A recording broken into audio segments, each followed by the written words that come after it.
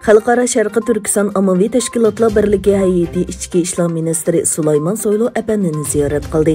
Sharqi Turkiston Ma'arif va hamkorlik jamiyatining raisi Hidoyatullo O'g'uzxon, Sharqi Turkiston O'limalar birligining raisi Atavullo Shahyor va Sutuq Bo'raxon ilm va madaniyat vaqfining mas'uli Abduxoliq Uyg'urdan tashkil topgan bir vakillar o'miki Sulaymon Soylu bilan ko'rishdi.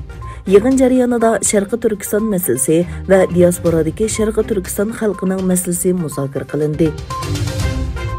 Dünya Uyghur Qurultayining muavin raisi Ömer Qanat 15 aprel Amerikaning Malayziyada turishliq bosh elchisi Makfitar apandi va bosh elchixona xodimlari bilan ko'rishib, ularning Malayziyadagi ommaviy tashkilotlar bilan birlikda Xitoyning Uyg'urlarga qaratilgan irqiy qirg'inchiligini to'xtatish uchun qilayotgan faoliyatlari haqida ma'lumot berdi. Ömer Qanat yana Malayziya Tashqi ishlar ministrligining maslahatchisi, Islom hamkorlik tashkiloti mustaqil kishilik huquq komitetining komissari Dato Ahmad Azam Abdurahmon bilan Uyg'ur qirg'inchiligini islom dunyosida tunishtirish haqida fikr almashtirdi. Xitoyda tarqalgan suratlar dunyoni zilzilaga keltirdi. Martning oxiridan boshlabla uyiga solingan Shanxay aholilari karantin markaziga bormaslik uchun soqchilar bilan to'qnashdi. Bexatarlik qismlarining kishilarni qurol bilan so'rab karantin markaziga ilib borgan suratlari ijtimoiy tarmoqlarda norozilik qo'zg'adi. Bexatarlik qismlarining karantin markaziga ilib berish tirishchanligiga qarshi turgan kishilar balkondan chiqib vaqirash orqali norozilik bildirdi.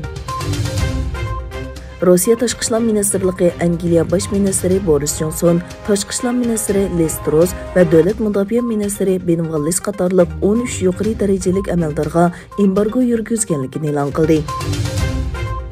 Xitoy neft tabiiy gaz tori shirkatining G'arbiy turbo shirkati 2022 yilning 1-faslida Xitoy O'rta Osiyo tabiiy gaz turbo yo'li orqali 10 milliard 70 million kub metr gazning Xitoyga qo'shilganligini e'lon qildi.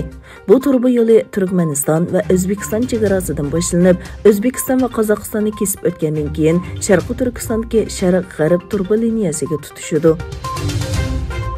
Rossiya prezidenti Vladimir Putin va Saudiya Arabiston vali ahdi Muhammad bin Salman neft bozoridagi o'zgarishlar va Ukraina vaziyati to'g'risida suhbatlashdi. Putin bilan Muhammad bin Salman telefonlashgan bo'lib, neft bozoridan boshqa taraflar yana Ukraina va Yamandagi taraqqiyotlarni muzokara qilgan.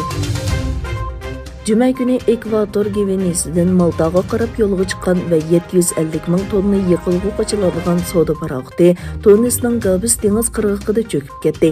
Paraxotdagi 4 turkni o'z ichiga olgan 7 paraxot xodimi qutqizib olindi.